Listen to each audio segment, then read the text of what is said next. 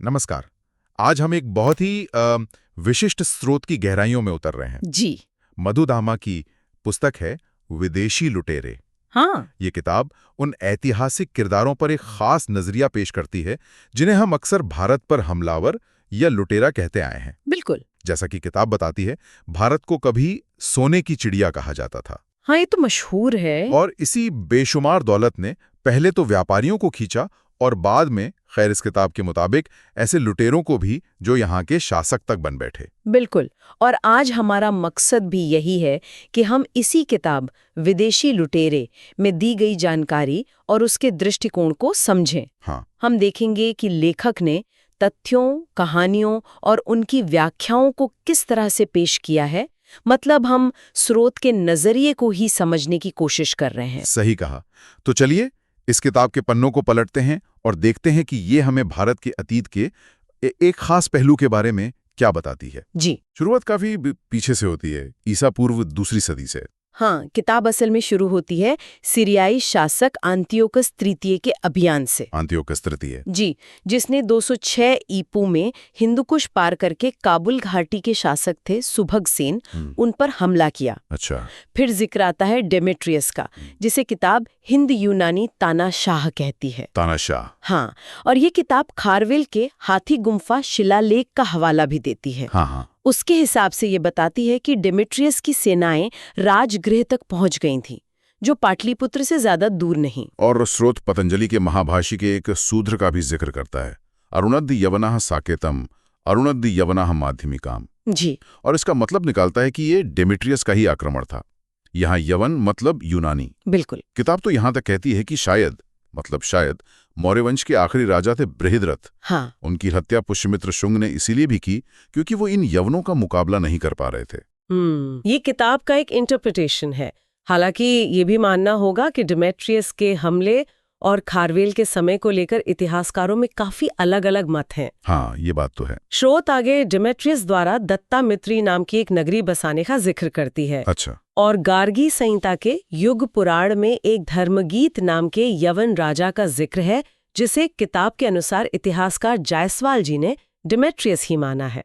इसके बाद मिनांडर का नाम आता है। मिनांडर। हाँ, जैसे किताब बौद्ध धर्म अपनाने वाला पहला पश्चिमी हमलावर बताती है। पहला पश्चिमी हमलावर जिसने बौद्ध धर्म अपनाया, और उसका राज बैक्ट्रिया से मथुरा तक फैला था।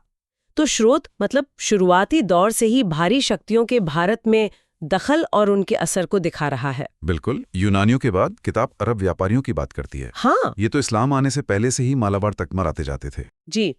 व्यापारिक रिश्ते तो बहुत पुराने थे, लेकिन किताब के अनुसार इस्लाम के उदय के बाद इन व्यापारियों ने धर्म प्रचार का काम भी शुरू कर दिया। अच्छा। मलिक बिन देनार जैसे व्यापारी का नाम आता है, जिसने लोगों को मुसलमान बनाने की कोशिश की। यहाँ स्रोत एक दावा करता है, और ये मतलब काफी विवादित हो सकता है। क्या दावा है? कि केरल के कोडुंगलूर में पहली मस्जिद 629 ई में बनी, यानी पैगंबर मोहम्मद के जीवन काल में ही। उनके जीवन काल में? जी। किताब के अनुसार राजा राम वर्मा कुलशेखर के हुक्म पर और एक मंदिर तोड़कर बनाई गई, और राजा को पहला मुसलमान बनाया गया। किताब इसे मालाबार के मापीला समुदाय के इस्लाम में आने की शुरुआत बताती है, और इसे वैदिक धर्म छीनकर विदेशी मत थोपने और भारत की अवनति की तरफ एक बड़ा कदम मानती है। ये स्रोत का अपना नजरिया है, ये साफ है। हाँ, ये तो स्रोत का नजरिया है। फिर जिक्र आता है मोहम्मद बिन कासिम का। मोहम्मद बिन कासिम, हाँ, 8वीं सदी की शुरुआत में सिंध पर हमला। तो उसके बारे में किताब क्या कहती है? किताब के मुताबिक कासिम ने रेवाड़ी का किला जीता, जहां करीब 6000 हिंदू योद्धाओं को मारा गया। 6000? जी। और उनके परिवारों को बंदी बना लिया गया। बाप रे। फिर देवल किले पर कब्जे की कहानी है। इसमें किताब 2 लोगों पर, ज्ञानबुद्ध और मोक्षवासव, उन पर विश्वासघात का आरोप लगाती है। विश्वासघात कैसे? कहती है कि उन्होंने पिछला दरवाजा खोलकर अरब सैनिकों को अंदर आने दिया। अच्छा। और मुल्तान की लूट, उसका ब्यौरा तो काफी सनसनीखेज लगता है। हाँ, वो तो बहुत ही ज्यादा है। किताब कहती है कि वहां एक मंदिर से सोने की मूर्ति मिली। सोने की? जी, सोने की। वजन बताया है 230 मन। 230 मन? जी।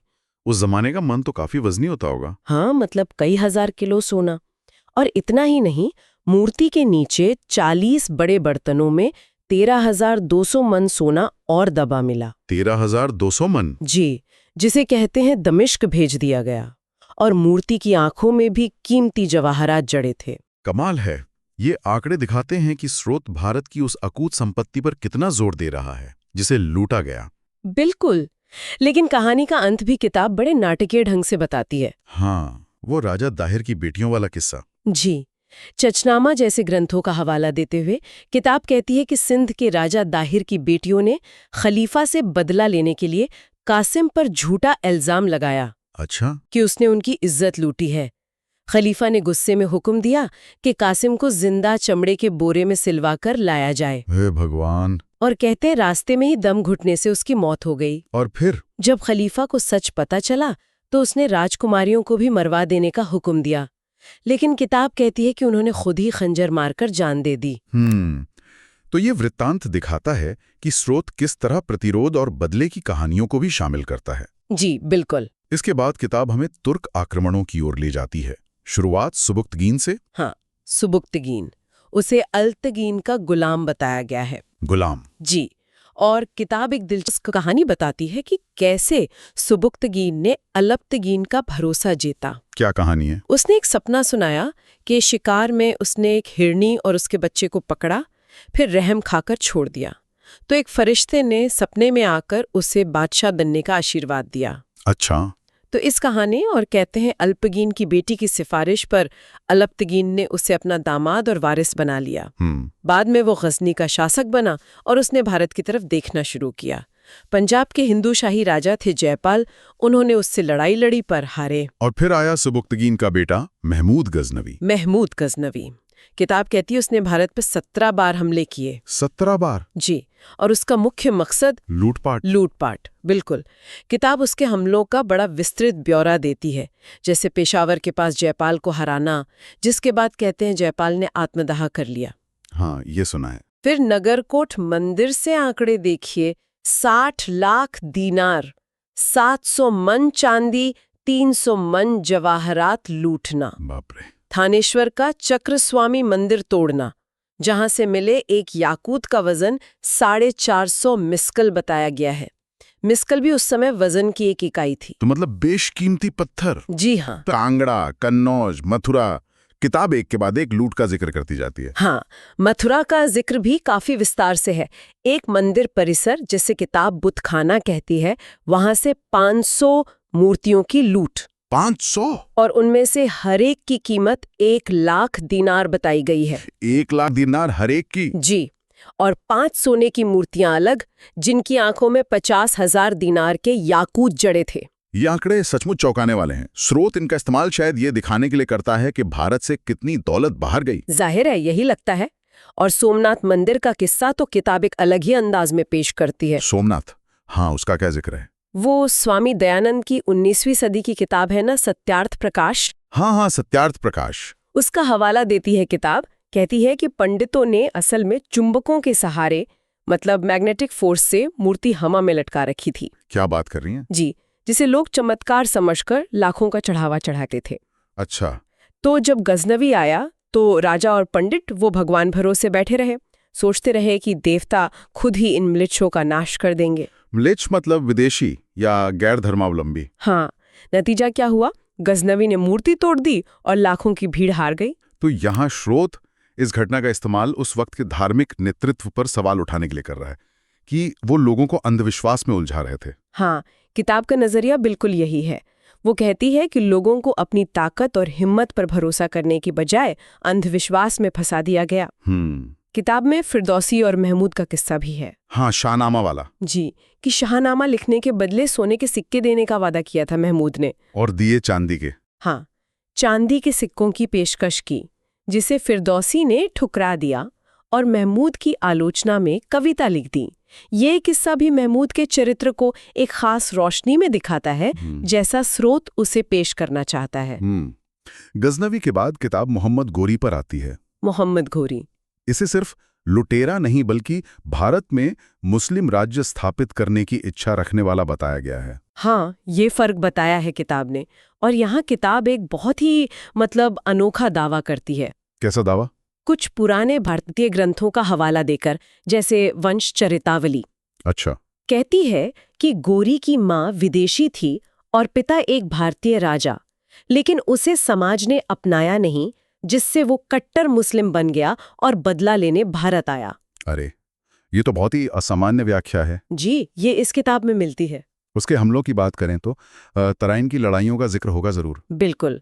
किताब बताती है कि उसने पहले मुल्तान और फिर गुजरात पर हमला किया, जहां उसे राजा भीम द्वितीय ने हराया। हाँ, हारा था वो। फिर उसने पंजाब के रास्ते आगे बढ़ने की सोची और उसकी सीमाएं पृथ्वीराज चौहान के राज्य से जा मिली। और फिर तराइन। हाँ, तराइन के मैदान में 2 मशहूर लड़ाइयां हुईं। किताब इन्हें सम्मत 1247 और 1248 का बताती है, यानी करीब 1191 और 92 ईस्वी। पहली में पृथ्वीराज जीते, दूसरी में हारे। जी। और कन्नौज के राजा जयचंद्र का क्या हुआ पृथ्वीराज के बाद? पृथ्वीराज के बाद गौरी ने जयचंद्र पर हमला किया। चंदावर की लड़ाई हुई। चंदावर? हाँ, फिरोजाबाद के पास। उसमें जयचंद्र मारा गया। और किताब का दावा है कि गौरी में कन्नौज और बनारस में 1000 से ज्यादा मंदिर गिराए। 1000 से ज्यादा? हाँ, और 4000 ऊंटों पर सोना चांदी लाद कर ले गया। 4000 ऊंट? जी। किताब ये भी कहती है कि उसने बड़े पैमाने पर लोगों को जबरदस्ती मुसलमान बनाया, जनेऊ तोड़े, मस्जिदें बनवाई और हजारों लोगों को गुलाम बनाया, जिनमें औरतें ज्यादा थीं। तो ये तो बहुत भयानक वर्णन है। जी। गौरी के बाद उसके गुलाम कुतुबुद्दीन ऐबक का जिक्र है, जिसने दिल्ली सल्तनत की नींव रखी। हाँ, ऐबक। और किताब ऐबक द्वारा अजमेर में एक संस्कृत पाठशाला और जैन मंदिर तोड़कर 2.5 दिन का झोपड़ा मस्जिद बनवाने का जिक्र करती है। 2.5 दिन का झोपड़ा? हाँ। साथ ही रेणुका नाम की एक महिला की कहानी भी है। रेणुका कौन थी वो? किताब के अनुसार उसने ऐबक द्वारा किए जा रहे कत्लेआम को रोकने के लिए उसकी बेगम बनना स्वीकार किया। अच्छा। लेकिन फिर तालाब किनारे पानी पीने के बहाने गई और कटार मारकर आत्महत्या कर ली। ओह, तो ये कहानी भी प्रतिरोध और बलिदान का एक उदाहरण पेश करती है। जी, जैसा स्रोत दिखाना चाहता है। पर्शी किताब का दायरा तो काफी बड़ा है, मंगोल आक्रमणों तक भी जाती है। बिल्कुल। 14वीं सदी में कश्मीर पर दुलूचा के हमले का जिक्र है। दुलूचा? हाँ, तुर्किस्तान से आया था 60,000 की सेना के साथ। किताब कहती है हजारों हिंदुओं का नरसंहार किया, जबरन धर्म परिवर्तन कराया और मुस्लिम साम्राज्य की नींव रखी। और इसी उथल पुथल के बाद? हाँ, किताब बताती है कि कैसे एक बौद्ध राजकुमार थे रिंचाना, उन्होंने कश्मीर पर कब्जा कर लिया, लेकिन बाद में शामीर नाम के एक मंत्री के असर में इस्लाम अपना लिया। क्यों? किताब कहती है क्योंकि उस वक्त के मुख्य हिंदू पुरोहित देवस्वामी ने उन्हें हिंदू बनाने से इनकार कर दिया था। अच्छा। ये भी एक दिलचस्प मोड़ है। चंगेज खान का भी जिक्र है। हाँ, चंगेज खान का भी। किताब उसे 51 साल की उम्र में कागन यानी महान खान बनने वाला बताता है और तब उसने दुनिया जीतने की शुरुआत की। काफी देर से शुरुआत की। जी। उसे सावधान और योजनाबद्ध कहा गया है। किताब कहती है कि अरब और ईरानी इतिहासकार उसे खुदा का कहर मानते हैं। हाँ, ये तो सुना है। लेकिन ये स्रोत तर्क देता है कि वो अपने जमाने के दूसरे शासकों से बहुत अलग नहीं था, जैसे उन अफगानों से जिन्होंने खुद गजनी को लूटा और जलाया था। लेकिन तैमूर के बारे में किताब का नजरिया ज्यादा कठोर लगता है। बहुत ज्यादा। किताब तैमूर को चंगेज से भी बदतर बताती है, ज्यादा बेरहम, पैशाचिक क्रूरता वाला। जैसे एक जगह जिक्र है कि उसने 2000 जिंदा आदमियों की मीनार बनवाकर उन्हें ईंट गारे में चुनवा दिया। हे भगवान, जिंदा? जी, जिंदा। किताब कहती है कि भारत की दौलत ही उसे यहाँ खींच लाई। अच्छा। उसने समरकंद में अपने अमीरों की सभा बुलाई और उन्हें भारत चलने के लिए मनाया। जब उन्होंने गर्मी का बहाना किया तो तैमूर ने कहा कि बस लूट कर जल्दी लौट आएंगे। और किताब तैमूर की अपनी आत्मकथा मुल्फ़िज़ात-ए-तैमूरी उसका हवाला भी देती है। हाँ, ये बताने के लिए कि उसने दिल्ली के पास युद्ध से पहले 1 लाख हिंदू कैदियों को मरवा देने का हुक्म दिया था। 1 लाख? जी, युद्ध से पहले, ताकि वो बगावत न कर सके। दिल्ली की लूट का वर्णन भी भयानक है। क्या लिखा है? कि हजारों तुर्क सैनिक कई दिन तक मारकाट और लूट करते रहे। हर सैनिक के पास 50 से 100 कैदी थे। बेशुमार दौलत लूटी गई। 50 से 100 कैदी हर सैनिक के पास? जी। किताब दावा करती है कि उसने दयापुर, अयोध्या, बनारस, मेरठ जैसी जगहों पर लाखों बुत परस्तों और ब्राह्मणों का कत्ल किया, बच्चों को गुलाम बनाया। लाखों का कत्ल। हाँ, मेरठ में 29,000 हिंदुओं को एक कोट मतलब किले जैसी जगह में बंद करके आग लगाने का भी दावा है, और जो भागे उनमें से 10,000 को मार दिया गया। ये तो बहुत ही भीषण तस्वीर है। जी। एक कवि अहमदी वाला किस्सा भी है। हाँ, क्या है वो? कि तैमूर ने मजाक में कवि से पूछा कि उसकी और उसके दरबारियों की क्या कीमत होगी। कवि ने सबकी कीमत बताई, पर तैमूर की कीमत उसकी पहनी हुई टोपी 25 अशरफी से भी कम आकी। अरे वाह, हिम्मत वाला कवि था। हाँ। खैर, तैमूर 1405 में मर गया जब वो चीन पर हमले की तैयारी कर रहा था। इसके बाद पुर्तगालियों का भी जिक्र है, यूरोपियों का। हाँ, अल्फोंसो डी अल्बुकर्क। अल्बुकर्क। किताब बताती है कि वास्को डी गामा खिलाने के बाद पुर्तगालियों ने कैसे अपनी कोठियां बनाई कोचीन, कालीकट, कन्ननौर में, और फिर 1506 में गोवा पर कब्जा किया। गोवा पर कब्जा। जी, और हिंदू मंदिर तोड़ने और नरसंहार का उल्लेख है। एल्बुकर्क ने 1510 में कालीकट के शासक जैमोरिन के महल पर हमला कर उसे लूटा।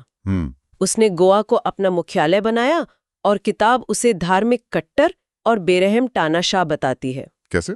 किताब कहती है उसने राजा को पत्र में लिखा कि गोवा में अब मुस्लिमों और हिंदुओं के लिए कोई जगह नहीं है, और जिंदा बचे लोगों को मारने का हुक्म दे दिया गया है।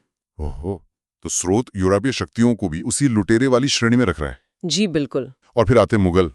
बाबर का जिक्र है। बाबर का जिक्र एक कहानी से शुरू होता है। कौन सी कहानी? उसकी नानी वाली कहानी, कि नानी ने हदीस का हवाला देकर बताया कि सूरज रात में अल्लाह को सिजदा करने अर्श के नीचे जाता है। अच्छा।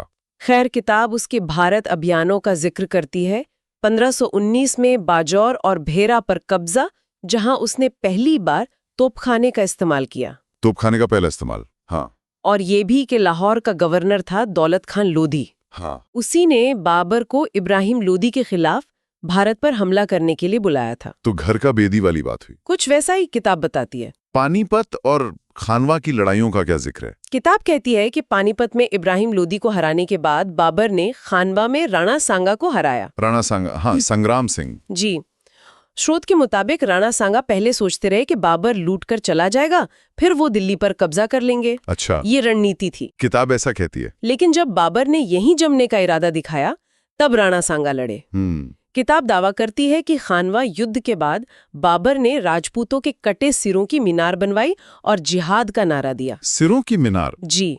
और मेदिनी राय की बेटियों को पकड़कर अपने बेटों कामरान और हुमायूं से शादी करवाने का भी जिक्र है। ये भी है। हुमायूं के बारे में किताब क्या कहती है? हुमायूं को अफीमची बताया गया है। अफीमची? हाँ, जो कहते हैं किशोरावस्था में ही बाबर के साथ भारत लूटने आया था। अच्छा। बाबर की मृत्यु के बाद उसने भाइयों में सल्तनत बांटी, जिसे स्रोत उसकी बड़ी भूल मानता है। हाँ, वो तो माना जाता है। उसने कालिंजर, चुनार, बंगाल वगैरह पर अभियान किए, लेकिन शेर खां यानी शेर शाह सूरी से हारा। चौसा और कन्नौज में? जी, चौसा 1339 और कन्नौज बिलग्राम 1540 में हारने के बाद 15 साल निर्वासित रहा। हाँ, वो ईरान चला गया था। जी।